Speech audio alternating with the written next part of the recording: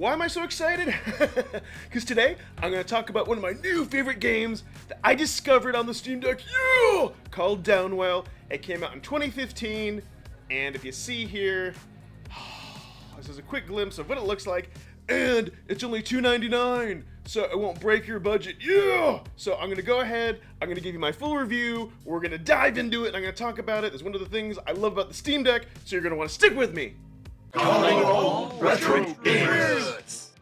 Alright, and everyone, we're going to get into the meat of this game. I'm going to show you some footage, I'm going to give you my thoughts and opinions on why I like the action roguelike. However, just wanted to talk about something real quick as to how this video came to be, and it's because of you, the audience. So I put up a poll on the community tab, and I said I would like to see Ed make more blank Steam Deck videos, but indie game reviews, Steam Deck tweaks, plugins, performance, etc., best settings, battery life, play Steam games while passionate about a topic, and other. Well, so I really appreciate all you voting, and it looks like indie game reviews went ahead and won out. So that's what I'm going to go ahead and do. So we're going to dive into this video. I'm going to talk about the overall game, why I like it, why I don't like it, and then kind of towards the end, I will show you the settings that I've gone ahead and put in to give you the max amount of battery life. This assumes that you're running the Cryo utilities, you've got the Decky plugin loader, and you've got the Power Tools plugin, and I'll talk about all that.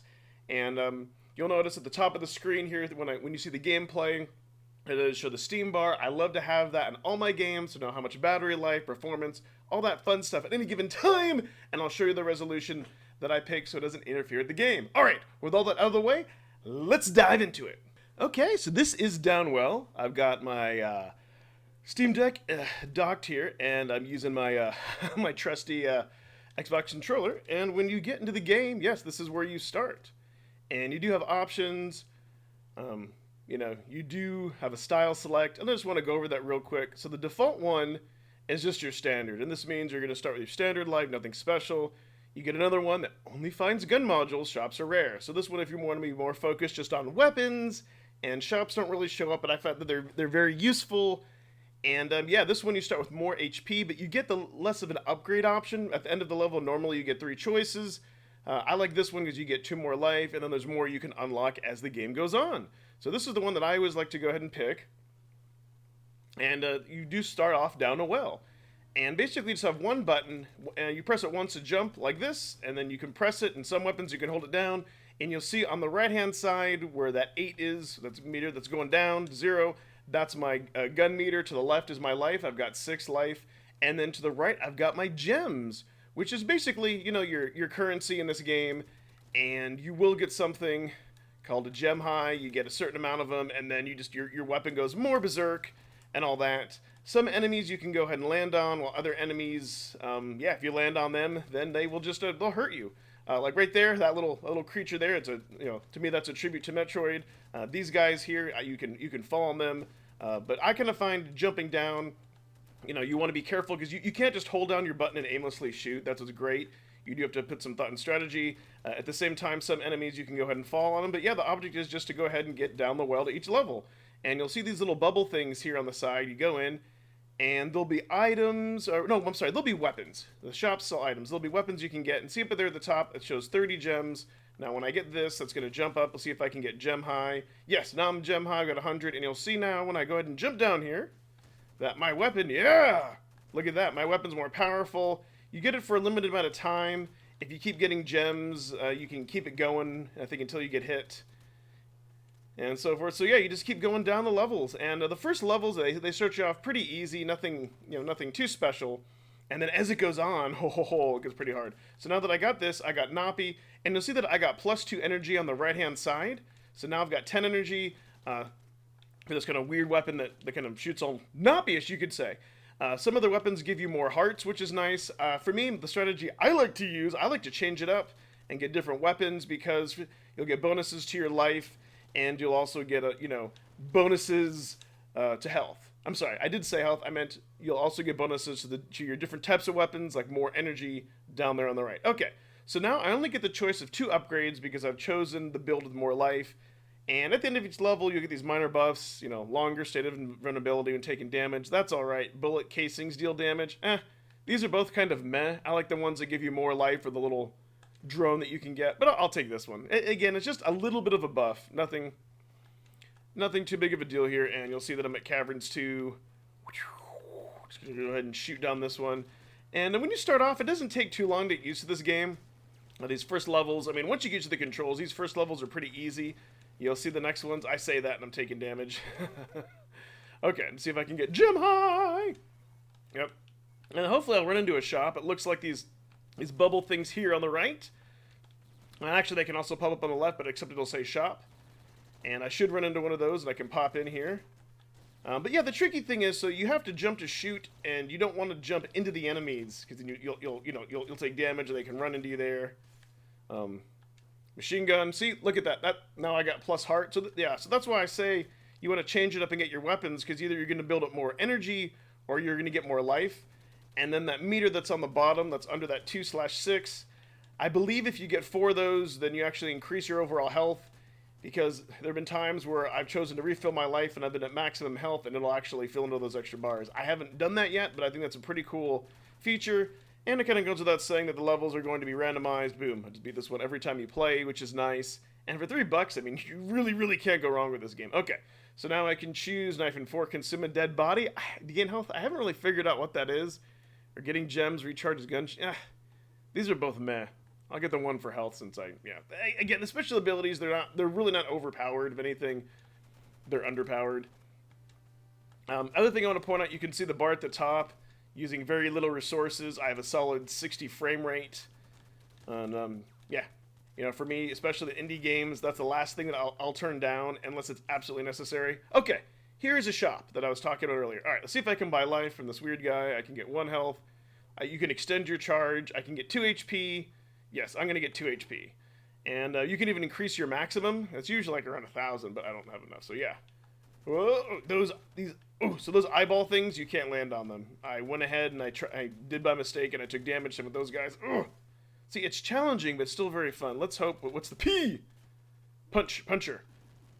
And I get health. So some of these, like, I should mention, if you see a shotgun or laser, you can't hold the button down. Yeah, you know. Some of them are on auto fire, if you will. This one is. All right. Oh, Puncher's pretty good. It does a little bit more. I think it does a little bit more damage, and it's a wider shot. Come on. And all you get is 1 life. I mean, yeah, you have your health, but if you die, then that is it. But as you are playing the game, you will unlock. What do I get here? Burst. Okay, so yeah, you got to keep pressing the button. But now I've got 12 energy. As you do keep playing the game, and I'll show you here a little bit later. You can unlock palettes. You know, you do unlock the different styles. Like you start with the standard one, but you will unlock other styles and things. Yeah, went ahead and gamed over.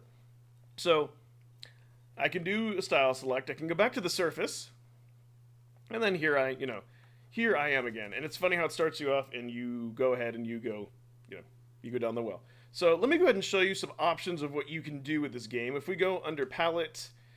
You unlock these different palettes in different colors as you get far like Game Boy, Virtual Boy. Ah! Yeah, so it's just kind of nuts. I like the original one. I thought I would like the blue better, but no. Look at your stats. Yeah, I played this game for a little while. And then under options, so you don't really have much. You can go to display. And for me, so what I do is I like to choose full screen. Let me show you here in a second. Let's go into the settings. I like to choose full screen, and I'll show you what resolution that I went ahead and set this game at. Because you notice that the bar doesn't interfere with anything. So let's go ahead and talk about that. Yeah, it's like I forgot about it. Okay. So if we go here, you notice I have it by 1280 by 720. You know, you don't have to do this, but by default, if you don't set it to that and check this box, it kind of cuts into it. I like having the top bar and having just a little bit cut off there, but you get to see everything else. Maybe that's just me. I do use the default controls. I don't change anything, but I do want to show you the battery life that I do get with a game like this. It's pretty good. It does take more than it does take more than you think. So let me go ahead and we'll go into the Steam menu and take a look. And keep in mind, once again, you have to have the Decky Loader installed, and you do want to have the power tools. So you can see here, if we were at 100%, we definitely get over 4.5 hours. And the game is pulling a little bit average of over 8 watts. And let me tell you what I have. So for just the stock settings, of course, frame rate 60, I always do half rate shadering. I don't notice any difference. And for this, it only takes 3 watts. And I put on the minimal GPU clock. It really doesn't take much for this game. And then if we go under the power tools, which I've noticed sometimes it does this. Hold on a second. I'm going to have to go ahead and fix this and come back.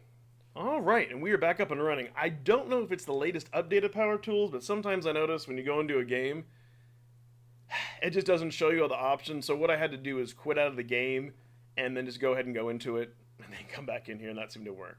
All right, so power tools definitely, it's had some changes to it recently, be sure in the latest version, but they've made a lot of good improvements. So for this game, I found I leave SMT on, threads just 2. I haven't messed with the governor, changed that to power saving or anything else, just to show you there's a bunch of other options. I plan on diving more into that, but probably the biggest thing that you can go ahead and do is you can override the frequency limits.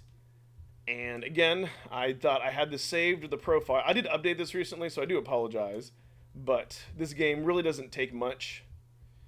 The minimum without doing any type of special underclocking is 1400. If you try to set it less than that and you go back in, it'll keep it at 1400. I don't mess with anything else as far as for the GPU. I use that on the other tab, and then I should have the profile selected, which it should have had, it should have had that here. But this game really doesn't take much.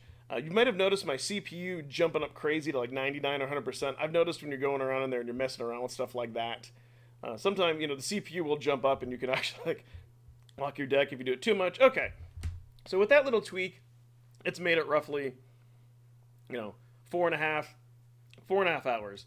But that's what I found for me to be the best and most optimal battery settings to have an enjoyable, experience here. Alrighty, so yeah, so that's pretty much Downwell. I think honestly for $2.99, you can't go wrong. If you love roguelikes, action roguelikes like me, you're gonna love this game. Lots of replayability.